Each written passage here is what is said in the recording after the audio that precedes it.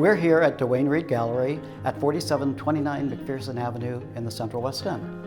Two of the artists that we are exhibiting do exclusively landscape work, using textures and using materials that are unexpected.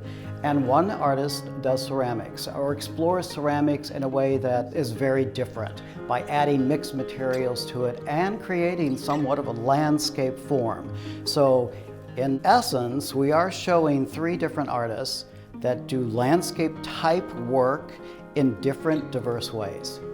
Well, nature is always a big inspiration for artists. It depends where you grow up. I grew up in Cornwall in England, so England's very fond of its trees. I go out to the forest, or actually a lot of these are taken from a place called Spanish Banks in Canada.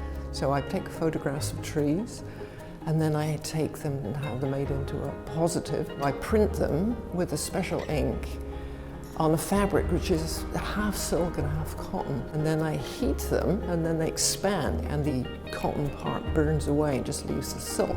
So all the things you see there are just the silk parts of the fabric. And I do each tree individually so I can compose them together.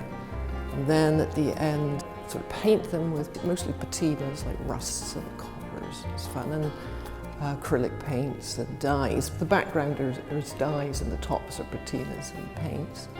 I have done other series, but they have been based on, leaf forms and nature. There's no better designer than nature. I'm fascinated by nature and the landscape, and it becomes the idea of nature versus a garden. I mean, nature is chaotic, it's aggressive, it has all of these things going on. And a garden is what man-made, and it's how do you want to grow your garden? I go to a place called Rockwood Reservation out in West County.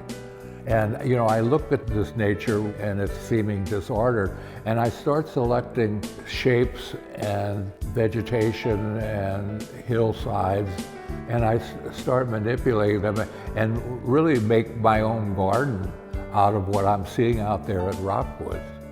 So in my studio, I use a medium called oil sticks. Now, an oil stick is basically oil paint with beeswax mixed in it in a stick form. And it's about the consistency of lipstick. And I layer the color on top of each other and I scratch through, exposing a layer below.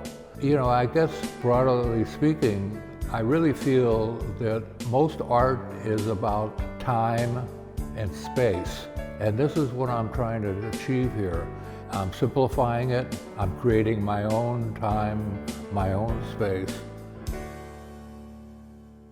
So my studio is essentially like the Golden Corral. It's a buffet, and I walk around with a tray and I just pick up parts that I've made in advance. And so I have thousands of parts laying everywhere, and I use museum putty to sort of compose the objects. Then once I have a composition that I'm pleased with, then I mix up an epoxy putty, and then I make that union or that connection between the elements permanent. In many ways, it's a collage. It's a physical collage. For the last 2 years, I've given myself this task to deconstruct and then recontextualize the idea of a mug. To consider the role of pottery, I suppose, in a different way. I have such a passion for function, but then I also think it can be a stand-in or a surrogate for other ideas. And we're all sort of composites of different experiences, and so I like the idea of creating pots that are composites of other materials, other sensibilities. The artists that we're exhibiting have a confidence in their work that helps them work together and yet makes them very different from each other. And I think it's very important when we do shows that we show diversity. And the diversity is either materials or in whether it's painting or sculpture or object.